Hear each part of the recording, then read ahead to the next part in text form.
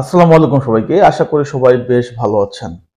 গতকালকে আমি একটা ভিডিও করছিলাম। আপনারা দেখছেন যে আর্জেন্টিনার সাথে ব্রাজিলের ১০ জন প্লেয়ারের রিস্ক আছে খেলাটা। যদি তারা কলম্বিয়ার এগেইনস্টে হলুদ কার্ড খায়। তো একসাথে তো আসলে সবগুলো প্লেয়ারেরই হলুদ কার্ড খাওয়া সম্ভব না ১০ জনের। কুম্ফু ফুটবল হইলেই না হয়।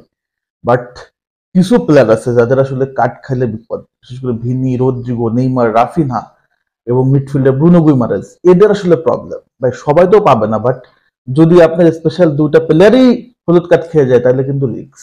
তো এই জিনিসটা কিন্তু খুবই ইফেক্টিভ হবে আর্জেন্টিনা ম্যাচের জন্য। সো এটার সলিউশনটা কি এটা নিয়ে কথা বলবো, বাট অনেকে বিশ্বাস করতে যাচ্ছেন না আসলে ঘটনাটা সত্য কি না।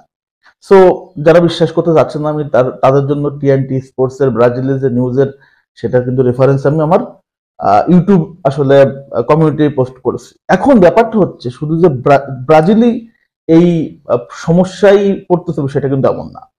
আর্জেন্টিনাও সেম প্রবলেম পড়তেছে এবং ১০ জন প্লেয়ার তাদেরও কিন্তু যদি তারা উরুগুয়ের ইগনেস্টে হলুদ কার্ড খেয়ে যায় ব্রাজিলের সাথে খেলতে পারবে না। সো কোন ১০ জন আর্জেন্টাইন প্লেয়ার যারা কিনা ব্রাজিলের সাথে খেলতে পারবে না যদি কিনা তারা আপনার উরুগুয়ের সাথে ম্যাচে হলুদ কার্ড খায়। সো আমি আপনাদের সাথে শেয়ার করি সেই নামগুলা। ফার্স্ট যে নামটা সেটা হচ্ছে Max Allister, number 1। Number 2 Rodrigo De Paul. এরপর হচ্ছে মিডফিল্ডার অ্যানজো ফার্নান্দেজ। এরপর হচ্ছে মিডফিল্ডার জিওভানি লো সেলসো। এরপর হচ্ছে পেলাসিয়াস। এরপর যদি দেখি ডিফেন্ডার ওতামেন্দি। তারপর হচ্ছে জার্মান পেজেলা। এরপর হচ্ছে Lautaro Martinez, striker Lautaro Martinez. Leonardo Paredes, midfielder Leonardo Paredes. এবং লাস্ট যে নামটা সেটা হচ্ছে গাঞ্জালো মন্টিয়েল।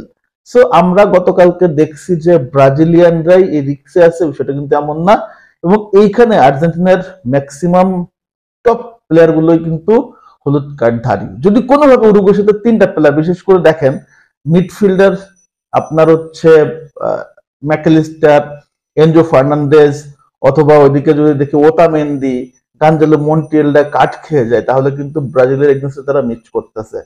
তো এই জিনিসটা কিন্তু ব্রাজিলের যেমন বিপদ, আর্জেন্টিনারও সেম বিপদ। তাদেরও কিন্তু উরুগুয়ের এগেইনস্টে খুব সতর্ক হয়ে খেলতে হবে। তা না হলে কিন্তু ব্রাজিলের এগেইনস্টে তাদের ঝামেলা হতে পারে।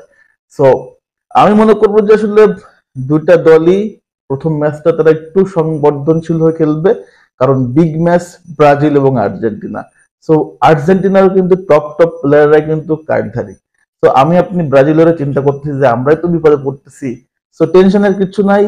আর্জেন্টিনা ব্রাজিল ভাই ভাই দুইজনে কিন্তু বিপদে আছে। সো লেটস সি কিভাবে দেখা যাক। তো আশা করবো এই প্রবলেম থেকে ব্রাজিলও কাটা উঠবে, আর্জেন্টিনাও কাটা উঠবে। আপনাদের মতামতটা কি কমেন্টস করে জানাবেন।